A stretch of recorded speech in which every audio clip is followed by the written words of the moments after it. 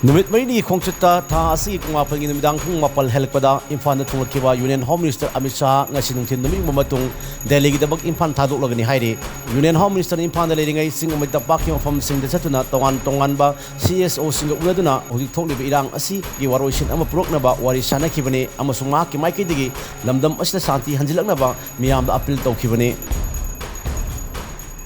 Ngarang numidang pung taram ta matamda Imphal East District ki Sawarmang Police Station ki manung chanba akhaubung maibung amasung wakhan fai khungi marakta koibada kuki kulai 5 singa Gurkha Regiment ki kangmuga akan momong da khuthongna khre haide kuki kulai 5 sing aduna Gurkha Regiment ki posta attack torokpadi khuthongna bi thodo odu thokibane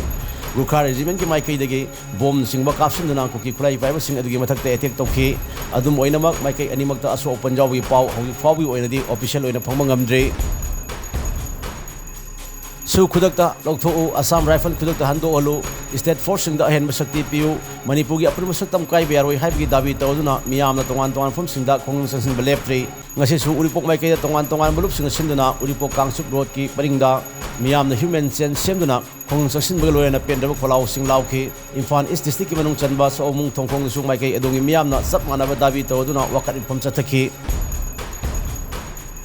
Ngasi yupung mengarom tarak matamda tata truck amada haptuna purakpa lupa lak ngarong iman oidaba tongan makhan gi yuang sing miamna fara matungda mai thadun man khre haibo thodok asi moyang langphai thokibani mafam adi kunja singdi phangwa pawgi matung inadi irang asina maram oiraga maikai adong nupi singna lamida lakpa gari sing check tawgi thabak sathabada Imphal romdagi haitharakpa tata truck registration number MN04P 0548 check tawgi thabak sathabada gari aduda asa athak amasung asa thawsing gi marakta yamlaba yuwang sing adu halam thena khibani tungda miyamna yusing adu loktharaga mai thadru mangan khre gari adugi driver du muslim ne gari adu corona mahak police na fa khre hairi